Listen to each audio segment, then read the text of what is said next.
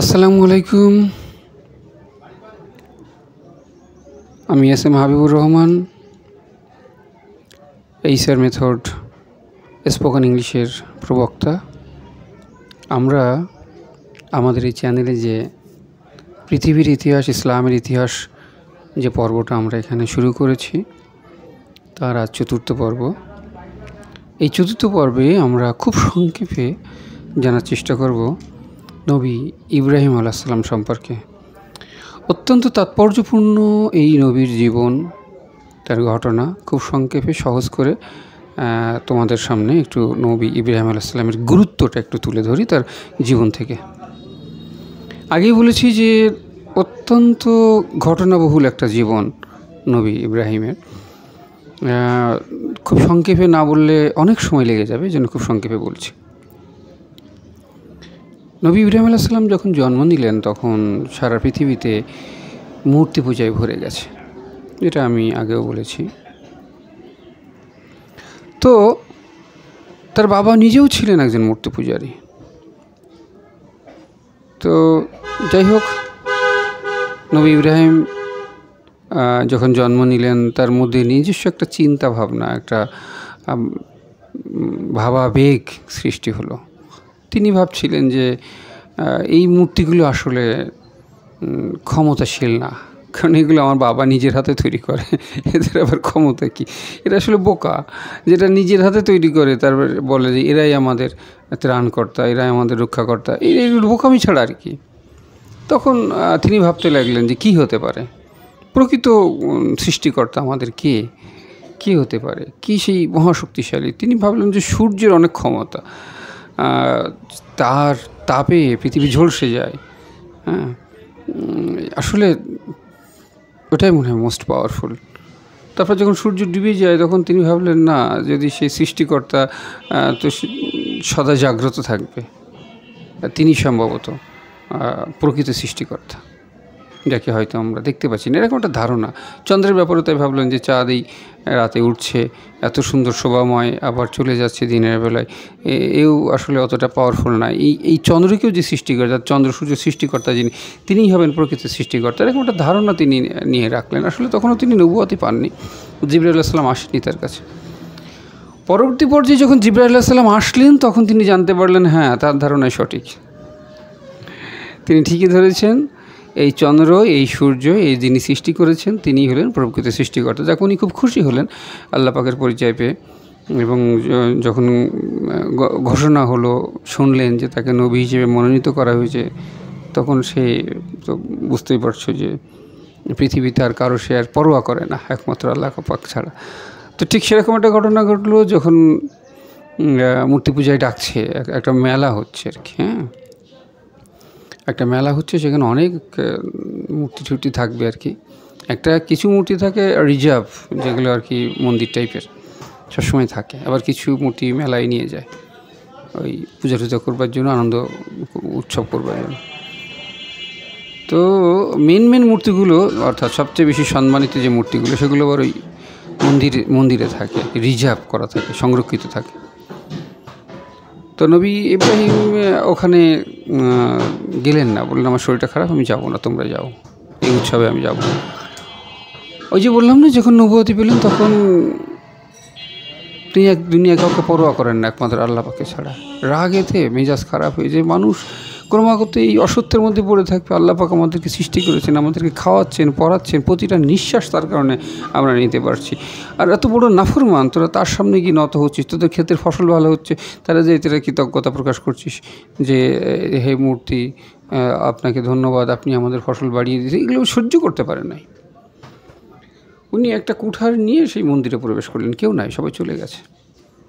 ছোটো মূর্তিগুলো সব ভেঙে ফেলে বড় মূর্তিটার হাতের ভিতরে কুঠার ঢুকাই দিয়ে, হাতটা টাকা তৈরি করা থাকে, তো ওখানে কী ছিল ওগুলো ফেলে দিয়ে হাতের ভিতরে কুঠার ঢুকাই দিয়ে চলে আসছে।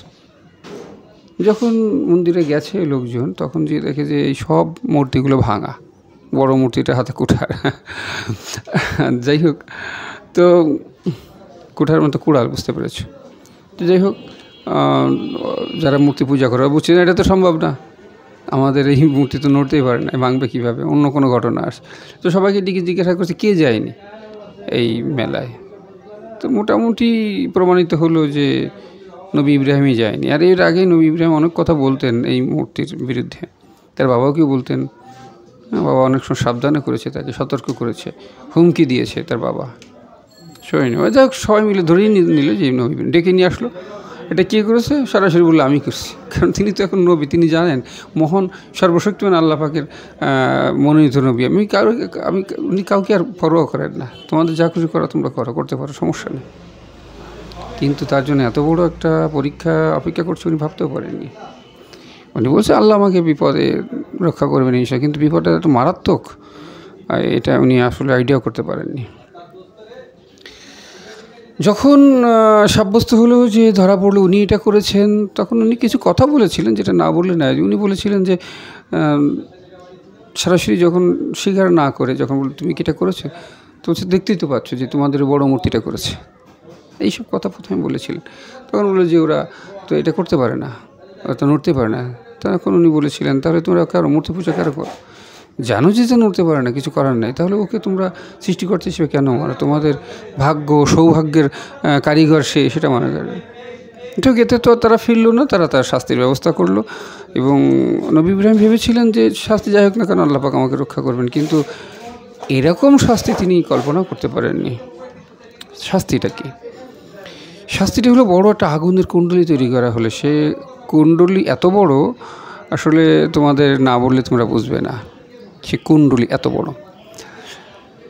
যে তার কাছে যাওয়া যাচ্ছে না, মানে এত পরিমাণে কাঠ এবং আগুনের ব্যবস্থা, এবং সে আগুনকে বাঁচিয়ে রাখার জন্য হাঁপড় দিয়ে হাওয়া দিয়ে আগুন, দেখেছো তোমরা কামারের দোকানে দেখছো হাঁপড় ইউজ করে, হাওয়া দিয়ে আগুনকে বাঁচিয়ে রাখে, উজ্জীবিত করে ওরকম। তো এনিহাও তারা হাওয়ার ব্যবস্থা করে আগুনকে উজ্জীবিত করছিল, আরও বেশি কাঠ দিচ্ছিল, এবং তাপ এতটা মারাত্মক ইব্রাহিম নবীকে আগুনে ফেলবে কীভাবে, তার কোনো ওয়ে ছিল, কেউ তো কাছে যেতে পারছে না। এটা একটা ঝামেলা হয়ে দাঁড়ালো, কীভাবে ইব্রাহিম নবীকে আগুনে ফেলবে। তাই চোখ হাত পা বেঁধে ফেলবে গুলতি সিস্টেমে।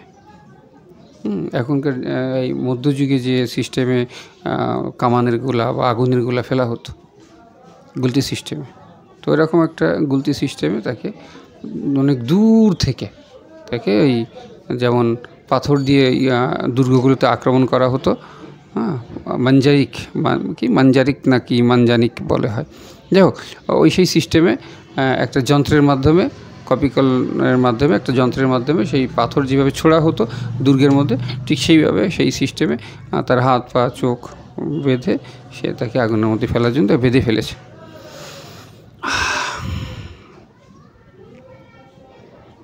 এই সময় নমরুদ অর্থাৎ যে ছিল নবী ইব্রাহিমের সময়কার শাসক, যে এই শাস্তিটা দিচ্ছে, নমরুদ বলল ইব্রাহিম তুমি একবার স্বীকার করো যে তোমার যে অদৃশ্য সৃষ্টিকর্তা আছে, যাকে তুমি দেখতে পাও না বা আমরাও কেউ দেখতে পাই না, সেই অলিক অদৃশ্য যার অস্তিত্বহীন, যে সে তোমার সৃষ্টিকর্তা নয়, সে তোমার প্রতিপালক নয়, এটা তুমি স্বীকার করো। তো এইখানে তোমার তো শাস্তি মওকুফ করে দেবই, তুমি যা চাইবে তাই পাবে। এখানে কত মেয়ে দেখো এসেছে এটা দেখতে, যে তুমি যাকে চাও তাকে তোমার জীবন সঙ্গিনী করে দেব, তুমি চাইলে সব মেয়েকে তোমার জীবন সঙ্গিনী করে দেব। নবী ইব্রাহিম বললেন তোমার যা খুশি করতে পারো, আমার আল্লাহই আমাকে সৃষ্টি করেছেন, আর তিনি যদি সত্য হয়ে থাকেন তিনি আমাকে রক্ষা করবেন ইনশাল্লাহ। আগুনের মধ্যে ফেলে দেওয়া হলো। চিন্তা করেন, একটা নবী, সে যত বড় ইমানের অধিকারী হোক না কেন, যখন এই দাউ দাউ করে আগুনের মধ্যে ফেলার জন্য কাউকে রেডি করেছে, তার ইমান, যত বড় ইমানের অধিকার, তার ইমান কি নড়ে উঠবে কি না একবার চিন্তা করে দেখো তোমরা। তার ইমান তো নড়ে ওঠার কথা, কিন্তু ইব্রাহিম নবী কেমন ইমানের অধিকারী ছিলেন, তার ইমান নড়ে ওঠে নাই। যাই হোক, নবী ইব্রাহিমকে শেষ পর্যন্ত আগুনে ফেলে দেওয়া হলো। নবী ইব্রাহিম তার জীবদ্দশায় বলতেন যতদিন তিনি আগুনের মধ্যে ছিলেন ওই সময়টা ছিল তার জীবনের শ্রেষ্ঠ সময়। অর্থাৎ আগুনটা তার জন্য আরামদায়ক হয়ে গিয়েছিল, যেটা পবিত্র কুরআনে উল্লেখ করা আছে। আমাদের শরীরের উপরে বিভিন্ন রকম তুলা অথবা পাখির পালক যদি বোলানো হয়, একটা আলাদা সুখানুভূতি তৈরি হয়, তাই না? ঠিক সেরকম আগুনটা যখন সরাসরি তার গায়ে লাগছিল তখন এরকম সুখানুভূতি তৈরি হচ্ছিল। তিনি আগুনটা তার জন্য শীতল, কোমল, আরামদায়ক হয়ে গিয়েছিল। এছাড়াও তিনি জান্নাত থেকে খাবার পাচ্ছিলেন। জান্নাতি খাবার, বুঝতেই তো পারছো, জান্নাতি খাবার জন্মের পরে তিনি পাননি, তিনি পৃথিবীর খাবারই পেয়েছেন, কিন্তু ওই সময় পেয়েছেন জান্নাতি খাবার, সেটা তো মারাত্মক সুস্বাদু ছিল। তো সেই জন্য নবী ইব্রাহিম বলেছেন যে আমার জীবনের শ্রেষ্ঠ সময় ছিল ওই সময়টা, কারণ তিনি জান্নাতি খাবার পাচ্ছিলেন। আগুনটা তার জন্য অত্যন্ত শীতল এবং কোমল, আরামদায়ক হয়ে গিয়েছিল। যাই হোক, আগুন যখন থামলো তখন দেখা গেল যে নবী ইব্রাহিম একটা আসনে বসে আছেন, তার কিছুই হয়নি, তার পোশাক পরে নাই, কিছুই হয়নি। যাই হোক, ওটা দেখে অনেকেই ঈমান নিয়ে আনে। নমরুদ হতবিহ্বল হয়ে যায়, কী করবে বুঝে উঠতে পারছিল না। সে এক প্রকার চুপসে যায়, নীরব হয়ে যায় এবং তার কার্যক্রম যেটা ছিল অর্থাৎ নবী ইব্রাহিমের পেছনে লাগা, সেটাও বন্ধ হয়ে যায়। তবে নবী ইব্রাহিম আল্লাহ পাকের নির্দেশে তার স্থান ত্যাগ করে এবং অন্য জায়গায় হিজরত করেন, অর্থাৎ সেখানে ইসলামের দাওয়াত দেওয়ার দরকার ছিল। অর্থাৎ যে আগুনের কুণ্ডলী যেখানে হয়েছিল সেখানে অলরেডি ইসলাম পৌঁছে গেছে। নবী ইব্রাহিম আগুন থেকে বের হয়ে আসার মাধ্যমে সেখানে যাদের ইসলাম কবুল করার মতো ছিল তারা কবুল করে নিয়েছে, তার অনুসারী বেড়ে গেছে। তারপর আল্লাহ পাকের নির্দেশে তিনি অন্য জায়গায় হিজরতে বেরিয়েছিলেন। এই অন্য জায়গায় হিজরতে যখন বের হলেন তখন একটা গুরুত্বপূর্ণ ঘটনা ঘটে, অর্থাৎ আম্মাজান সারা, অর্থাৎ নবী ইব্রাহিমের স্ত্রী, প্রথম স্ত্রী, যে রাজার মেয়ে ছিল, তার সঙ্গে তার বিবাহ হয়। এই বিবাহর একটা ঘটনা একটু না বললেই নয়, খুবই চমকপ্রদ একটা ঘটনা, খুব সংক্ষেপে বলছি। যেদিন আম্মাজান সারার বিবাহ দিন ধার্য হয়, তার আগের দিন তিনি একটা স্বপ্ন দেখলেন। কোনো একজন বুজুর্গ ব্যক্তি, অর্থাৎ বেশ ইমানি পোশাক আশাক পরা, সাদা দাড়ি, সাদা টুপি অথবা সাদা পাঞ্জামা, মানে বুজুর্গ টাইপের যে লোক হয় সাধারণত, হ্যাঁ, তো এরকম একজন লোক তার সঙ্গে দেখা করেছে স্বপ্নের মধ্যে। তিনি দেখতে পাচ্ছেন, সে তাকে বলছে যে সারা, তুমি যদি জীবনে সুখী হতে চাও, যদি ভালো মানুষ পেতে চাও, সাধারণত রাজপরিবারের মেয়েরা যেটা হয়, সে আর এক রাজার সঙ্গে বিয়ে হয়, সেই রাজার আবার অনেকগুলো স্ত্রী থাকে, সুতরাং এদের মূল্যায়ন একটু কম হয়। অনেক স্ত্রীর মধ্যে সে এক স্ত্রী, এরকম বিষয়টা। তো তুমি যদি উত্তম স্বামী পেতে চাও, সে বিভিন্ন স্ত্রী নিয়ে ব্যস্ত থাকে, এদিকে গুরুত্ব একটু কম হয়, এরকম বিষয়াদি রয়েছে। তো আম্মাজান সারার ব্যাপারে না বললে নয়, তিনি ছিলেন যুগ শ্রেষ্ঠ সুন্দরী নারী, অর্থাৎ তার সমসাময়িক যত নারী ছিল আশেপাশে তাদের মধ্যে তিনিই ছিলেন সর্বশ্রেষ্ঠ সুন্দরী। এবং তার এই রূপের কথা, সৌন্দর্যের কথা এত দূর পর্যন্ত ছড়িয়ে গিয়েছিল যে বহু জায়গা থেকে তার বিয়ের প্রস্তাব আসে, এবং এত বেশি বিয়ের প্রস্তাব আসে যে শেষ পর্যন্ত তার বাবা মানে স্বয়ংবর সভা আয়োজন করতে বাধ্য হয়। অর্থাৎ যদি কারোর সঙ্গে বিবাহ দেয় তাহলে আর একজন প্রতিশোধ পরায়ণ হয়ে যাচ্ছে, সে মারাত্মক অ্যাগ্রেসিভ হয়ে যাচ্ছে যে কেন তার সঙ্গে বিয়ে দেওয়া হলো না।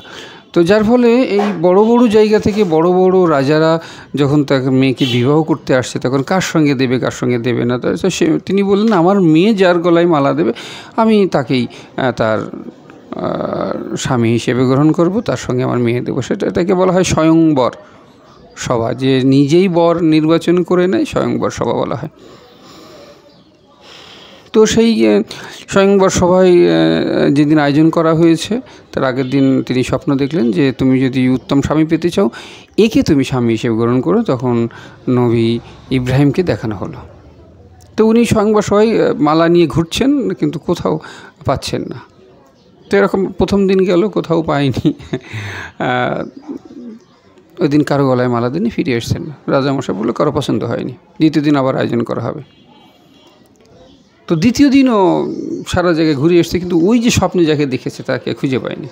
তো কারো গলায় মালাও দেননি, উনি চলে আসছেন। তৃতীয় দিনের দিন একটা ঘটনা ঘটলো। ওই যে নবী ইব্রাহিম সে রওনা দিয়েছে হিজরতের উদ্দেশ্যে, আল্লাহ পাক তাকে অন্য এলাকায় যেতে বলেছেন, যে সেখানে গিয়ে ইসলামের দাওয়াত দিতে। সে যাবার পথে ওই রাজবাড়ির এরকম বিশাল লোকের আয়োজন দেখে তিনি জিজ্ঞাসা করলেন যে কী হচ্ছে এখানে।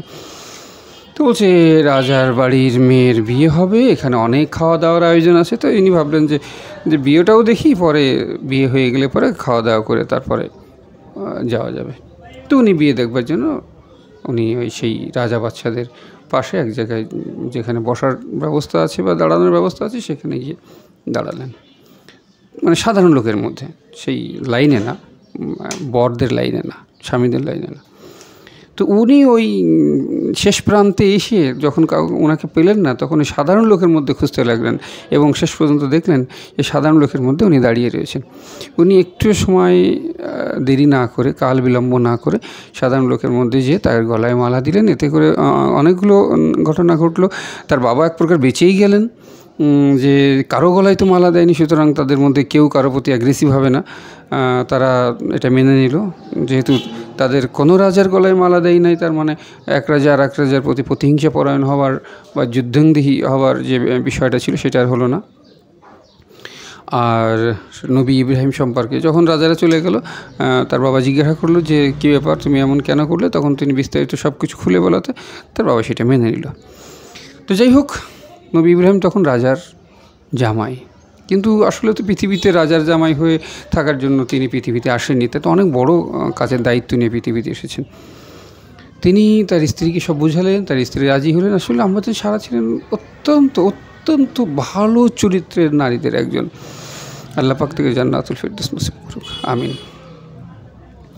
তো আম্মাজান সারা তার এই দিনহীন স্বামীর সঙ্গেই, কপর্দকশূন্য স্বামীর সঙ্গেই যেতে রাজি হলেন সেই রাজার বাড়ির বিলাসিতা রেখে। কত উঁচু পর্যায়ের নারী হলে সে এই ধরনের সিদ্ধান্ত নেয়, তার মূল্যায়ন আল্লাহ পাক করেছে। যত বনি ইসরায়েল সব আম্মাজান, যত নবী এসেছে পৃথিবীতে, বনি ইসরায়েল যত ভালো ভালো নবী, সম্ভ্রান্ত নবী, তার সবই এসেছে আম্মাজান সারার বংশ থেকে। যাই হোক, আম্মাজান সারাকে নিয়ে নবী ইব্রাহিম যখন সফরে বের হলেন, অন্য জায়গায় যাওয়ার উদ্দেশ্যে বের হলেন, তখন প্রতিমধ্যে কিছু ঘটনা ঘটেছিল। তার মধ্যে একটা উল্লেখযোগ্য ঘটনা ছিল এরকম যে এক দুশ্চরিত্র রাজা তাদেরকে আটক করে। আম্মাজান সারার সৌন্দর্য থেকে সে এতটাই বিমোহিত হয় যে তার মাথা নষ্ট হয়ে যায়।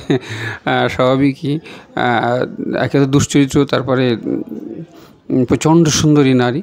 তো যখন আম্মাজান সারাকে সে আক্রমণ করলো, তখন আল্লাহর ইচ্ছায় তার পা আটকে গেল মাটিতে। সুবহানাল্লাহ। যখন সে বুঝতে পারলো যে সে আম্মাজান সারা হয়তো বিশেষ কোনো নারী, সাধারণ কোনো নারী না, তখন সে তাকে মাপ চাইলো এবং বললো, তুমি আমাকে ক্ষমা করে দাও, আমি এমনটা আর করবো না। তো আম্মাজান সারা আল্লাহর কাছে দোয়া করলেন, তার দোয়া কবুল হয়ে গেল, সে ভালো হয়ে গেল। কিন্তু ও এতটাই খারাপ, এটা আসলে এখানে একটা জিনিস বোঝার আছে যে খারাপ লোকেরা সহজে ভালো হয় না। খারাপ লোকেরা ভালো হওয়া খুব মুশকিল। যাই হোক, যখন সে ভালো হয়ে গেল, পা ঠিক হয়ে গেল, তখন সে আবারও আম্মাজান সারার পর আক্রমণ করতে গেল। আল্লাহ পাকের ইচ্ছায় এবার তার হাত পা দুটাই অবশ হয়ে গেল। তো ও বুঝতে পারলো যে ভুল হয়ে গেছে। তো বললো যে মা, তুমি এবার মতো আমার মাফ করে দাও, তোমার সৃষ্টিকর্তাকে বলো, তুমি যার উপাসনা করো, আরাধনা করো, যার কাছে তুমি দোয়া করেছিলে যে সেই জন্য আমার ঠিক করে দেয়, আমি এরকম আর করবো না, শেষবারের মতো ক্ষমা করে দাও। তো আম্মাজান সারা দোয়া করলেন, ঠিক হয়ে গেল। কিন্তু তোমরা শুনলে অবাক হয়ে যাবে, সেই দুশ্চরিত্র রাজা আম্মাজান সারার পরে আবারও আক্রমণ করে, কিন্তু আল্লাহর ইচ্ছায় এবার তার চোখ অন্ধ হয়ে যায়, অর্থাৎ তার হাত পা চোখ সব আক্রান্ত হয়ে যায়। এমতো পর্যায়ে সে সত্যি সত্যি তার মধ্যে একটা বোধোদয় তৈরি হয় এবং সে মনে করে যে আমি অনেক বড় ভুল করে ফেলেছি। তো যাই হোক, সে আম্মাজান সারার কাছে এমনভাবে মিনতি করে, এমনভাবে যে আম্মাজান সারা বাধ্য হয় তার মিনতি শুনতে, শেষ পর্যন্ত দোয়া করে এবং সে ভালো হয়ে যায়। কিন্তু এবার সে আর আক্রমণ করে না, সে নিরস্ত্র হয় এবং সে নিরাপদে তারা যেন চলে যেতে পারে সেই ব্যবস্থা সে করে দেয়। পরবর্তী পর্যায়ে সে রাজার কী হয়েছিল এই বিষয়ে আমার স্পষ্ট জানা নাই। যদি কারো জানা থাকে তাহলে কমেন্টে জানাবেন, আমারও জানার দরকার আছে। আমি এখানে শুধুমাত্র বাচ্চাদের উপকার হয় এরকম সংক্ষেপে আমি যেটুকু যে জানি তা বলার চেষ্টা করেছি, কিন্তু আমারও না জানা অনেক কিছু আছে।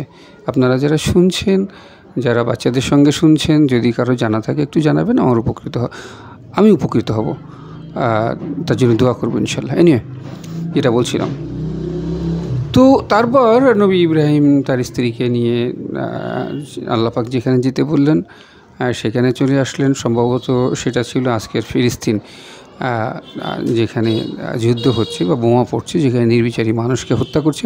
অন্য একটা ভিডিও করব ফিলিস্তিনকে নিয়ে, যে আসলে ফিলিস্তিনের এই হত্যাযজ্ঞের মূলে কারা দায়ী, কীভাবে এই হামাস নামের নাটক সাজানো হয়েছে। যাই হোক, যেটা বলছিলাম, তো সেখানে যাবার পর অনেক দিন বসবাস করছে। বর্তমান যেটা হেব্রন, সম্ভবত হেব্রনেই নবী ইব্রাহিমের কবর রয়েছে, সম্ভবত, আমি যতদূর মনে পড়ছে। যাই হোক, তো নবী ইব্রাহিমের কবর, ইউসুফ নবীর কবর, তার ছেলে ইসাকের কবর সব ওখানে রয়েছে ফিলিস্তিনের ওই এলাকায়। তো সেখানে যখন তারা বসবাস করছে তখন অনেক দিন হয়ে গেছে, কিন্তু নবী ইব্রাহিমের কোনো সন্তান জন্ম নিচ্ছে না। তো যেহেতু নবী ইব্রাহিম কোনো সন্তান জন্ম নিচ্ছে না, আরেকটা জিনিস হলো, নবী ইব্রাহিম খুব বাচ্চাদের স্নেহ করতেন, উনি বাচ্চা কাচ্চা খুব পছন্দ করতেন। কিন্তু এইটা আম্মাজান সারাকে খুব কষ্ট দিত যে তার স্বামী বাচ্চা এত পছন্দ করে কিন্তু তার গর্ভে কোনো সন্তান আসছে না। তখন আম্মাজান সারা নবী ইব্রাহিমকে বললেন যে আপনি আবার বিবাহ করেন। নবী ইব্রাহিম এভাবে কখনো চিন্তা করেননি, তো বলছে কাকে বিবাহ করব। তখন আম্মাজান সারা বললেন, আমার একটা দাসী আছে, হাজেরা নাম, ওই দাসীকে আপনি বিবাহ করতে পারেন। যদি একটা সন্তান হয় তাহলে সেটা তো আপনার বংশ রক্ষা হবে, আপনি আবার বিবাহ করেন। নবী ইব্রাহিম আল্লাহ পাকের অনুমতির অপেক্ষায় থাকলেন। আল্লাহ পাকের অনুমতি আসলো। আল্লাহ পাক নবী ইব্রাহিম আল্লাহ পাকের অনুমতিতে বিবি সারাকে বিবাহ করলেন এবং তাদের নবী ইব্রাহিমের ঔরাসে হাজেরা, বিবি হাজেরার গর্ভে নবী ইসমাইলের জন্ম হলো। তো যাই হোক, কথার মধ্যে ভুল ত্রুটি হতেই পারে। দেখা যাচ্ছে যে সারার জায়গায় হাজেরা বলে ফেলছি, হাজেরার জায়গায় সারা বলে ফেলছি। মানুষ মাত্রে ভুল হয়, টু আর ইজ হিউম্যান।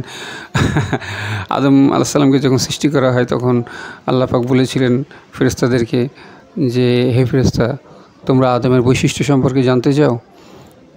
তখন ফেরেশতারা বলেছিল, আমরা জানতে চাই। তখন আল্লাহ পাক বলেছিল, হে ফেরেশতারা, তোমরা শুনে রাখো, এই আদম হবে ভুলকারী, সে ভুল করবে, ভুল করা আদমের স্বভাব হবে, সে অধৈর্য হবে, ধৈর্য কম হবে।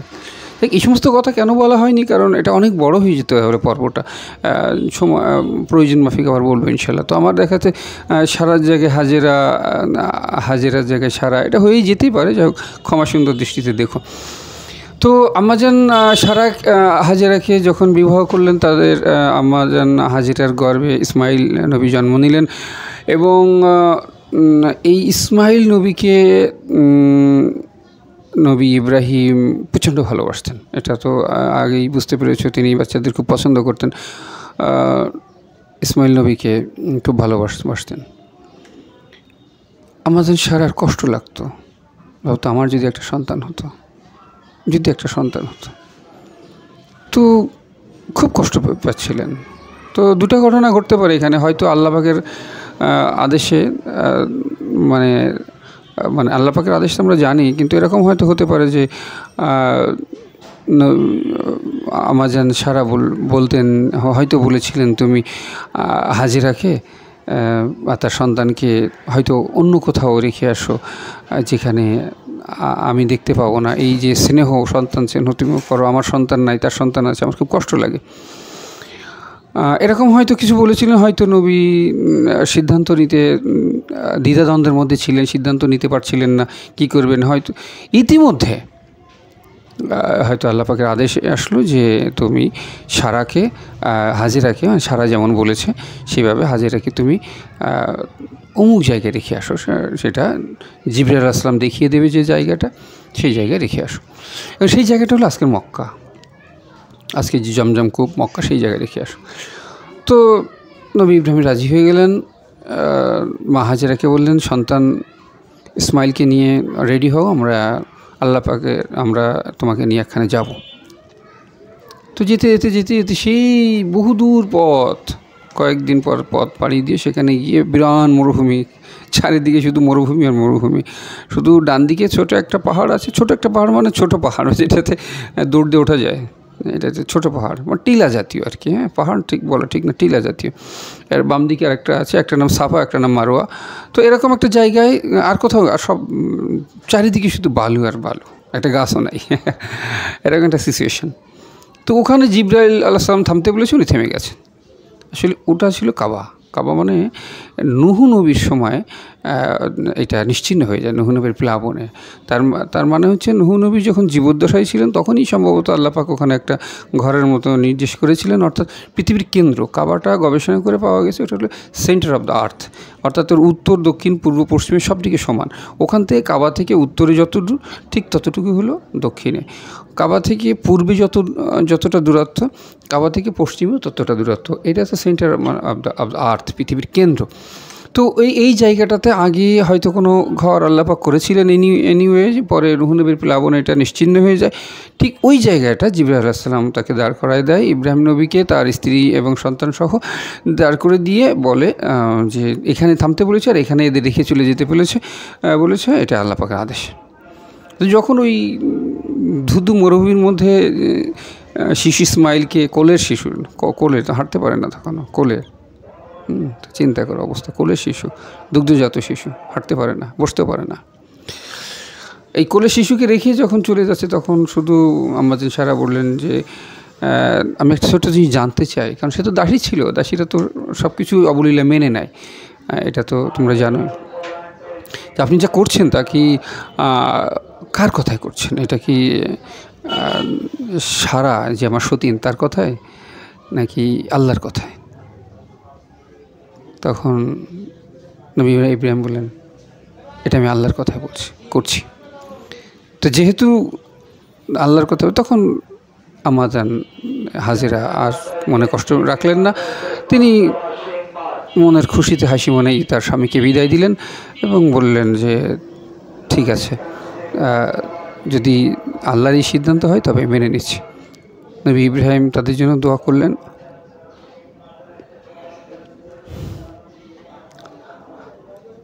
আল্লাহর কাছে হাত তুলে দোয়া করলেন তাদের জন্য। আল্লাহ নবী ইব্রাহিমের দোয়া কবুল করে নিলেন এবং আজকে যে মক্কা নগরী, আজকে যে সুখ সমৃদ্ধি, তো সব আমাদের নবী ইব্রাহিমের দোয়ার ফসল। আল্লাহ পাক নবী ইব্রাহিম এবং তার বংশধরদেরকে জান্নাতুল ফিরদৌসের সর্বোচ্চ মাকাম দান করুক, আমিন। যাই হোক, যেটা বলছিলাম, নবী ইব্রাহিম যখন তাদেরকে রেখে চলে গেলেন, আম্মা জান সারা ওখানে ঠায় দাঁড়িয়ে থাকলেন সেই তপ্ত রোদের মধ্যে। কিছুক্ষণ পর বাচ্চা তৃষ্ণা এবং ক্ষুধায় কাতরাতে, একমাত্র বুকের দুধ ছাড়া খাওয়ার কোনো উপায় ছিল না, কিন্তু তাতেও তার তৃষ্ণা মিটছে না। সে প্রচণ্ড তৃষ্ণার্ত। আম্মা জান হাজেরাও প্রচণ্ড তৃষ্ণার্ত। তো তিনি নিজের তৃষ্ণা যেমন তেমন সন্তানের তৃষ্ণা মেটাবার জন্য তিনি ছুটতে লাগলেন। ছুটতে গেলে দেখতে হবে যে কোথায় কী আছে। তো উনি বুদ্ধি করে ওই টিলার উপরে উঠলেন। সাফা একটা টিলার নাম, একটা মারোয়া, তা সাফার পরে উঠলেন। দূর দূরান্তে দেখার চেষ্টা করলেন, কিছুই দেখতে পেলেন না, একই রকম ধুধু মরুভূমি। এবার ওখান থেকে নেমে এসে মারোয়ার পরে উঠলেন যে এই পাশে কিছু দেখা যায় কিনা। দেখা যায় না। আর এদিকে তো নবী ইসমাইল কেঁদেই চলেছেন সজোরে। মায়ের মন, মাতৃস্নেহ সহ্য করতে না পারে আবার দৌড়ালেন এই পাহাড়ে, আবার ওই পাহাড়ে। এইভাবে একবার সাফা, একবার মারওয়া। আল্লাহ পাক এই জিনিসটা এত পছন্দ করলেন, এই সন্তান স্নেহ আল্লাহ পাক এত পছন্দ করলেন। যারা হজ করতে যায় প্রত্যেক হাজিকে বাধ্যতামূলকভাবে এই সাফা এবং মারওয়া পাহাড়ে দৌড়াতে হয়। কিয়ামত পর্যন্ত মানুষ এইভাবে দৌড়াবে, শুধুমাত্র আম্মা জান হাজিরার সম্মানে। যাই হোক, যখন হতাশ হয়ে পড়লেন আম্মা জান হাজিরা, হঠাৎ তাকিয়ে দেখে, সন্তানের দিকে তাকিয়ে দেখে সন্তানদের পায়ের কাছে পানি দেখা যাচ্ছে, মরুভূমির বালু ভিজা দেখা যাচ্ছে। ছুটে আসলেন, ঘটনা কি পায়ের কাছে ভিজা বালু। তিনি দেখলেন ঠিক পা যেখানে ছোটাছুটি করছে ওইখানেই পানির ফোয়ারা উঠছে এবং ফোয়ারা ক্রমাগত বড় হচ্ছে। দ্রুত তিনি সন্তানের কোলে তুলে নিলেন আর তাকিয়ে দেখতে লাগলেন কী ঘটনা ঘটছে। সে পানি উঠছে, পানি উঠছে, পানি উঠছে, পানি উঠছে, আর ওটা ক্রমাগত বড় হচ্ছে। পানি ভালো কি খারাপ সেটা বিবেচনা করার বোধ ওই মারাত্মক তৃষ্ণার্ত মায়ের ছিল না। সেই মুহূর্তে তিনি পানি নিয়ে পান করলেন, শরীরে দিলেন, চোখে মুখে দিলেন, সন্তানকে পান করায় তৃপ্ত হলেন। যখন মানুষ মারাত্মক তৃষ্ণার্ত হয়ে পড়ে তখন পানি ভালো কি খারাপ এটা দেখার ফুসরত থাকে না। অনেকেই জানে সাগরের ভিতরে আটকা পড়লে, অনেকেই জানে যে সাগরের পানি পান করলে মারা যাব, তারপরেও করে। এটা তৃষ্ণা তো মারাত্মক। যাই হোক, সেই তৃষ্ণা নিবারণ করে তারা দেখে যে তারা তৃষ্ণা তো নিবারণ হয়েছে, ক্ষুধাও চলে গেছে। এই জন্য জমজম কূপের পানি ক্ষুধা এবং তৃষ্ণা দুটোতেই কার্যকারী।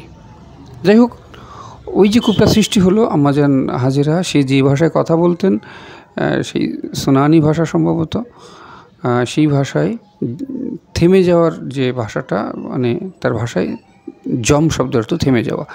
তো তিনি ওই থামো থামো বললেন যে আর বড় হয়ে না, মানে সেটা অনেকটা বড় হয়ে গিয়েছিল। তো ওই জম জম বলে উনি পাথর নিক্ষেপ করলেন। সম্ভবত এটা তার মাথার মধ্যে আল্লাহ পাকি দিয়েছিল। তো যেখানে পাথর নিক্ষেপ করলেন ওখানে থেমে গেল, সেই এরিয়া পর্যন্ত গিয়ে থেমে গেল। আজকের জমজম কূপের যে এরিয়াটা দেখা যায় এটা হলো আম্মাজান হাজিরা যে পাথর নিক্ষেপ করেছিলেন জম জম বলে, থামো থামো বলে, সেই এরিয়াটা। যাই হোক, তো সেখানে তারা থাকতে লাগলো। সেই পানি তাদের খাবার চাহিদা, মানে ক্ষুধার চাহিদা মেটাতে লাগলো, তৃষ্ণার চাহিদা মেটাতে লাগলো। সেই অবস্থায় ওখান দিয়ে কিছু কাফেলা যাচ্ছিল, তারা এই পানির সন্ধানে এখানে আসে এবং এই পানি দেখে তারা মুগ্ধ হয়। কারণ তোমরা জানো কিনা জানি না, সারা পৃথিবীর পানি আর জমজমের পানি ডিফারেন্ট। জমজমের পানি একমাত্র পানি যা ক্ষুধা এবং তৃষ্ণা নিবারণ করে, এবং জমজমের পানি একমাত্র পানি পৃথিবীতে যা দূষিত হয় না, যা নষ্ট হয় না, বাসি হয় না। জমজমের কূপের পানি একমাত্র পানি যা দাঁড়িয়ে খেতে হয়। পৃথিবীর সব পানি খেতে হয় বসে, একমাত্র জমজম কূপের পানি খেতে হয় দাঁড়িয়ে। যাই হোক, এরকম বিশেষ বিশেষ বৈশিষ্ট্য আছে। তারা ওই কাফেলা জমজম কূপের ওই পানিটা দেখে বিস্মিত হয়ে গেল। তারা তার অনুমতি নিয়ে ওখানে থাকতে চাইল। তো আম্মাজান হাজেরা তাদের থাকার অনুমতি দিলেন, কিন্তু বললেন এই জমজম কূপের মালিকানা যে আমার, এটা তোমরা মেনে চলবে।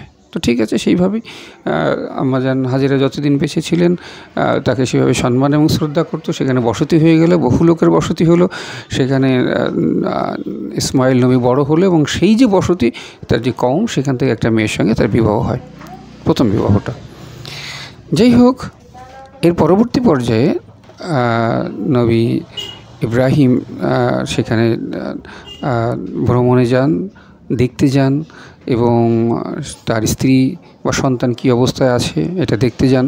দেখতে গিয়ে তিনি দেখতে পান যে সেখানে জমজম কূপের সৃষ্টি হয়েছে এবং তারা অত্যন্ত ভালো অবস্থায় আছে। নবী ইব্রাহিম আল্লাহ পাকের শুকরিয়া আদায় করলেন, সন্তান নিয়ে শুকরিয়া আদায় করলেন এবং আল্লাহ পাকের আদেশে তারা কাবাঘর নির্মাণ করে। সেই অনেক কাহিনী অর্থাৎ সন্তান ইসমাইলকে সঙ্গে নিয়ে নবী ইব্রাহিম কাবাঘর নির্মাণ করেন। কাবাঘর যখন নির্মাণ করতে করতে উপরের দিকে ওঠার দরকার, উপর দিকে উঠতে পারছে না, আল্লাহ পাক দুটো পাথর জান্নাত থেকে পাঠিয়ে দিলেন, বললেন যেটা লিফটের কাজ করবে, এখানে পা দাও, পাথর তোমার ইচ্ছা মতো প্রয়োজন মতো উপরে উঠায় নেবে। তো সেই পাথর দুটো এখনও কাবা শরীফে সংরক্ষিত আছে, নবী ইব্রাহিমের পায়ের ছাপ পর্যন্ত সেখানে আছে। অর্থাৎ পাথরের পর দাঁড়ালে সেই যে ছাপা, পাথরের উপরে পায়ের ছাপ, এটা কি চারটিখানি ব্যাপার? এটাকে কীভাবে সম্ভব?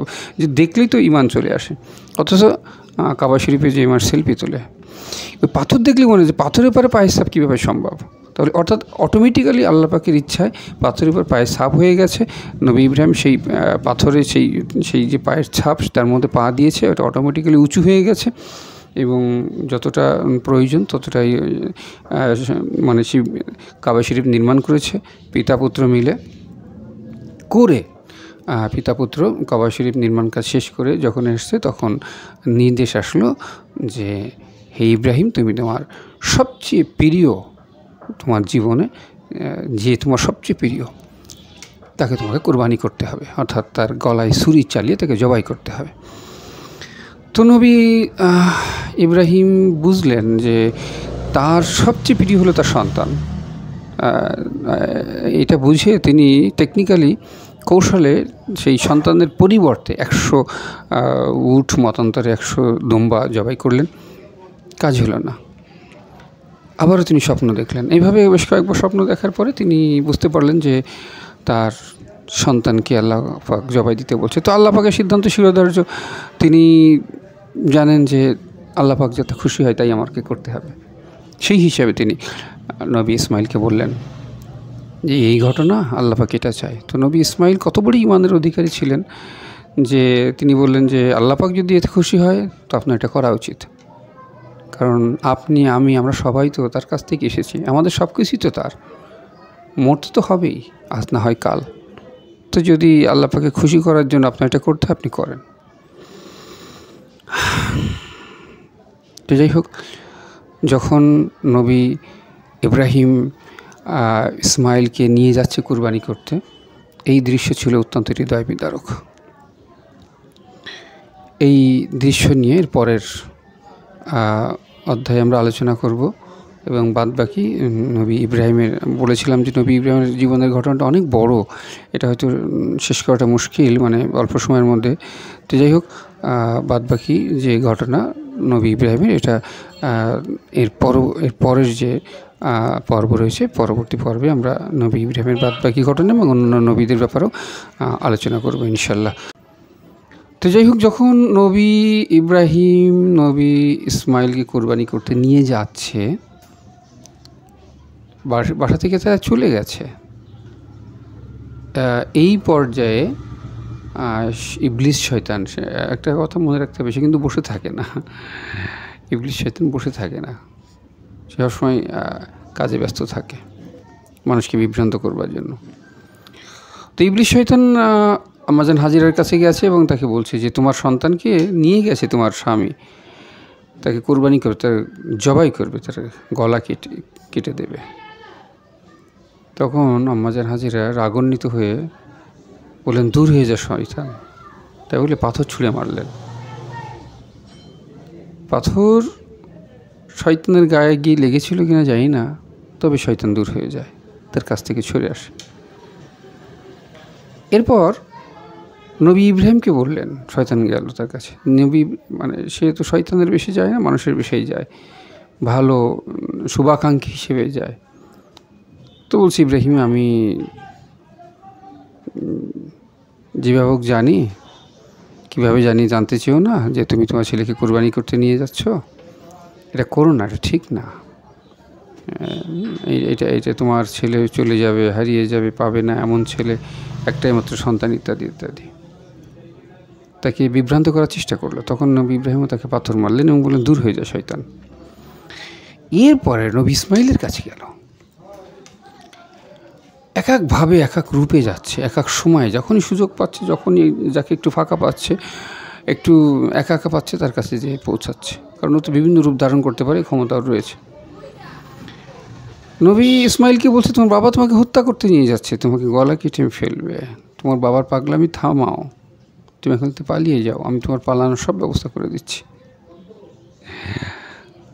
আমি তোমার শুভাকাঙ্ক্ষী।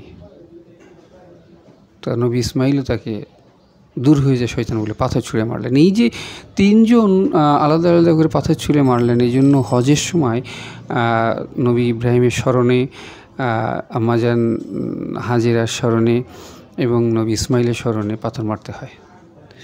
হ্যাঁ, এবং হজের একটা সবচেয়ে বেশি গুরুত্বপূর্ণ কাজ হলো এই শয়তানকে পাথর মারা। আসলে ওখানে তো শয়তান থাকে না, যেখানে পাথর মারা হয়, এটা আমাদের মনের শয়তানকে আমরা দমন করার জন্য একটা উদ্যোগ নেওয়া হয়। তো যাই হোক, মনের শয়তানকে দমন করা খুব জরুরি। যেমন রমজান মাসে শয়তানকে, এই ইবলিস শয়তানকে আল্লাহ পাক আটকে রাখে, ফেরেশতাদের দিয়ে এটাকে আটকে রাখে। কিন্তু যেটা হয় সেটা হলো যে তখনও কিন্তু বিভিন্ন রকম খুন খারাপি, রাহাজানি, ব্যভিচার, হত্যাযজ্ঞ চলতে থাকে সমাজে রমজান মাসে। এটা কেন হয়? কারণ এটা মনুষ্য শয়তান তো আর আল্লাহ পাক আটকে রাখে না, সেই ইবলিস শয়তানকে আটকে রাখে। তো মনুষ্য শয়তানকে দমন করা সবচেয়ে বেশি জরুরি, যেটা আমাদেরকে হজে শয়তানকে পাথর মারার মাধ্যমে যেটা আমাদেরকে দেখানো হয়। তো যাই হোক, আমরা শয়তানকে হজে পাথর মেরে আসি ঠিক, কিন্তু হজ করে ফিরে এসে আর মনের শয়তানকে দমন করা হয় না। যাই হোক, নবী ইব্রাহিমকে ইসমাইলকে নিয়ে গিয়ে যখন ছুরি চালিয়ে দিয়েছে, ছুরিতে কাটে না, এখন কাটছে না, বারবার চালাচ্ছে, এখন ব্যথা লাগছে। কোনো ভোতা জিনিস দিয়ে যদি বারবার এখন চালাতে লাগে কষ্ট হয় না? তো ধার পরীক্ষা করবার জন্য উনি কিছুতে আঘাত করলেন, সেটা কেটে গেল, ভালোভাবেই কেটে গেল। অনেকে বলে পাথরে আঘাত করেছিল, পাথর, আসলে ছুরি দিয়ে পাথরে আঘাত করে তো পাথর কাটে না। এগুলো হচ্ছে অতিরঞ্জন কথা। এগুলো ইসলামের ক্ষতি করে, উপকার না করে ক্ষতি করে। এই অতিরঞ্জন জিনিসগুলো বর্জন করতে হবে। যেটা অথেন্টিক, যেটা সত্য, সেটা বলতে হবে। ছুরি দিয়ে একটা পরীক্ষা করলেন, কোনো কিছুতে আঘাত করে সেটা কেটে গেল, অর্থাৎ উনি দেখলেন ছুরিতে ধার আছে, তবে আবারও চেষ্টা চালাতে লাগলেন, কিন্তু হচ্ছে না। তখন ইসমাইল বললেন, বাবা, সম্ভবত আপনি চোখ খোলা রাখলে আমার গলা কাটবে না, আপনি হয়তো মনে কষ্ট পেতে পারেন এই রক্ত দেখে, আপনি চোখটা বেঁধে নেন, তাহলে হয়তো আমার গলা কাটবে, কারণ আমার রক্ত দেখলে আপনি হয়তো কষ্ট পাবেন এই জন্য। তখন তো অনবরত নবী ইব্রাহিমের চোখ দিয়ে টপ করে পানি পড়ছে। তো এটা দেখেই নবী ইসমাইল, তার মাথায় এই বুদ্ধিটা এসছে যে আপনি চোখটা বেঁধে নেন, তাহলে হয়তো আমার গলাটা কাটতে পারে, কারণ আমার রক্ত যদি আপনি দেখেন হয়তো আপনার অনেক খারাপ লাগতে পারে, এই জন্য হয়তো এরকম হচ্ছে। তো উনি চোখটা বেঁধে নিয়েছেন। যখনই চোখটা বেঁধে নিয়েছেন, তখনই আল্লাহ পাকের ইচ্ছায় ফেরেশতারা দ্রুততম সময়ের ভিতরে, মানে সেই চোখ বাঁধতে এর মধ্যে ফেরেশতারা হাজির, এসে নবী ইসমাইলকে সরিয়ে সেখানে একটা দুম্বা রেখে দিয়েছে এবং এক ছুরি চালিয়ে দিয়েছে, সঙ্গে সঙ্গে জবে হয়ে গেছে। নবী ইব্রাহিম ভাবলেন, নিজের হাতে নিজের সন্তানকে জবে করে দিয়েছেন, আল্লাহর কি অপার মহিমা। তিনি ওই অবস্থায় ঠায় বসে থাকলেন, কোনো কথা না, চোখও খুলছে না। এই অবস্থায় আল্লাহ পাক ডাক দিলেন, হে ইব্রাহিম, তুমি সফল হয়েছ, আল্লাহ পাকের পরীক্ষায় তুমি সফল হয়েছ। তোমার এই পরীক্ষার কথা কিয়ামত পর্যন্ত আমি স্মরণ করে রাখব। তুমি চোখ খোলো, তোমার প্রিয় সন্তান ইসমাইলকে আমি রক্ষা করেছি। সঙ্গে সঙ্গে নবী ইব্রাহিম চোখ খুলে দেখেন, ইব্রাহিম দাঁড়িয়ে রয়েছে, ইসমাইল দাঁড়িয়ে রয়েছে, আর একটা দুম্বা কোরবানি হয়ে গেছে।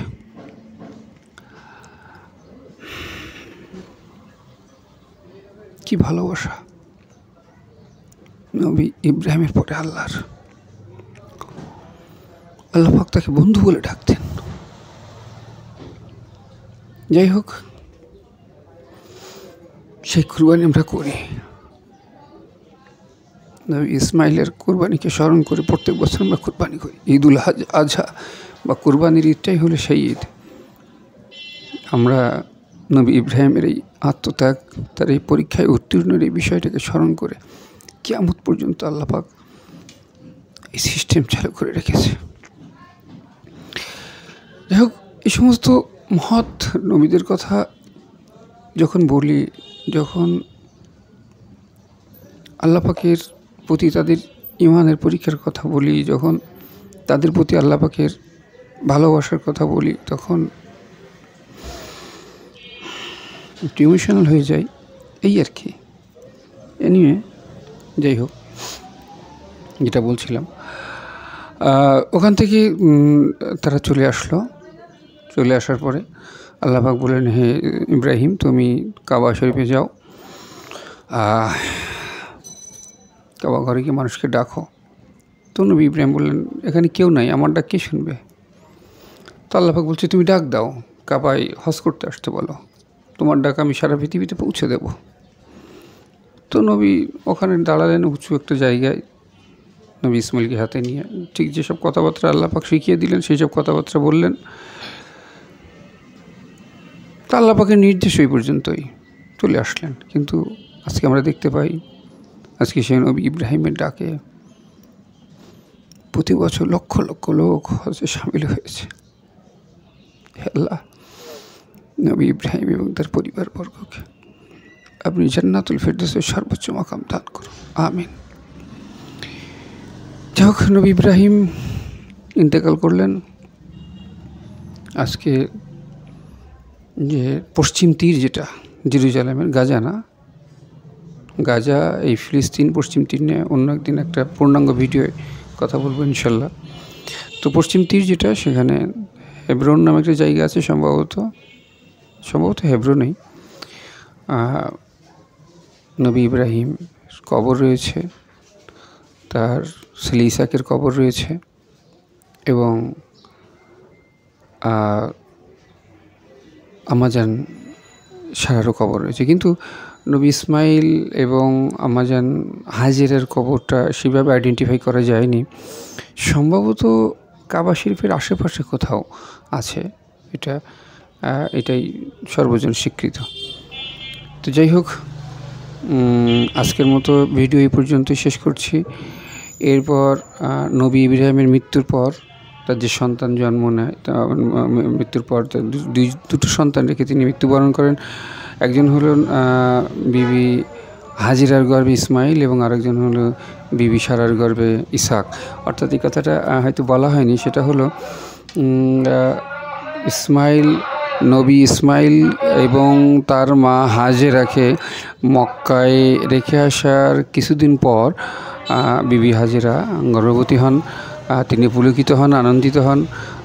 এটা তার প্রতি আল্লাহ পাকের বিশেষ রহমত, এবং নবী ইসাকের জন্ম হয়। এবং এই কথাটা খুবই গুরুত্বপূর্ণ, না বললে নয়, যে নবী ইসাকের থেকে সমস্ত বনী ইসরায়েল নবীদের সৃষ্টি। তাহলে সমস্ত বনী ইসরায়েল নবীদের সৃষ্টি ইসাক নবীর থেকে, আর ইসমাইল থেকে শুধুমাত্র আমাদের রাসূল সাল্লাল্লাহু আলাইহি ওয়াসাল্লামের সৃষ্টি। তো এটা কেন? এটার কারণটা কি? এটার কারণ হলো ব্যালেন্স করা, সমতা। যেমন সর্বশ্রেষ্ঠ নবী একদিকে আর সমস্ত নবী আরেকদিকে, অর্থাৎ সমস্ত নবী সমষ্টিগতভাবে একটা মর্যাদার অধিকারী, একা রাসূল সাল্লাল্লাহু আলাইহি ওয়াসাল্লাম সেই মর্যাদার অধিকারী। তো এই জন্য সমস্ত নবীদেরকে ওই অংশে দেওয়া হয়েছে, অর্থাৎ ইসাকের বংশে দেওয়া হয়েছে এবং ইসমাইলের বংশে দেওয়া হয়েছে শুধুমাত্র আমাদের রাসূল সাল্লাল্লাহু আলাইহি ওয়াসাল্লাম, যিনি নবীদের মধ্যে সর্বশ্রেষ্ঠ ছিলেন। এইভাবে আল্লাহ পাক ব্যালেন্স করেছে, ঠিক দাড়িপাল্লার দুটো অংশকে একেবারে ব্যালেন্স করে ফেলেছে। আর এটা এসেছে নবী ইব্রাহিম থেকে। এই জন্য নবী ইব্রাহিমকে মুসলিম জাতির পিতা বলা হয়। পুরো মানব জাতির পিতা হলো বাবা আদম আলাইহিস সালাম, আর পুরো মুসলিম জাতির পিতা হলো নবী ইব্রাহিম। কেন? কারণ তার থেকেই সমগ্র নবী, পৃথিবীতে যত নবী এসেছে তার থেকে এসেছে। তার এক ছেলে থেকে এসছে, ইসমাইল থেকে এসছে আমাদের নবী রাসূল সাল্লাল্লাহু আলাইহি ওয়াসাল্লাম, আর ইসাক থেকে এসছে সমস্ত নবী। যত নবীর নাম আমরা শুনি, অর্থাৎ ইব্রাহিম আলাইহিস সালামের আগে যে নূহ নবী আছে, বা খিজির আলাইহিস সালাম আছে, শীস আলাইহিস সালাম আছে, আদম আলাইহিস সালাম, এই গুটি কয়েক নবী বাদে আর যত নবী আছে সব নবী ইসাকের বংশে এসেছে। তো যাই হোক, আজকের ভিডিও এই পর্যন্ত শেষ করছি। আগামী ভিডিওয়ে আমরা আলোচনা করব যে এই যে ইসাক নবী থেকে কিভাবে অন্যান্য নবীগুলো এসেছে, তাদের পজিশন কি, আর ইসমাইল থেকে আমাদের রাসূল সাল্লাল্লাহু আলাইহি ওয়াসাল্লাম আসলে তার পজিশন কি। এইভাবে আমরা মোটামুটি এই নবীর কার্যক্রম মোটামুটি এখানে ইসলামের ইতিহাস এইখানে রাসূল সাল্লাল্লাহু আলাইহি ওয়াসাল্লাম পর্যন্ত একটা পর্যায়ে গিয়ে থামবে। সেখান থেকে ইসলামের ইতিহাস রাসূল সাল্লাল্লাহু আলাইহি ওয়াসাল্লাম মৃত্যুর পরে কীভাবে উমাইয়াদের কাছে গেল, কীভাবে আব্বাসীয়দের কাছে গেল, কীভাবে অটোম্যানদের কাছে গেল, ইত্যাদি আলোচনা প্রয়োজন রয়েছে।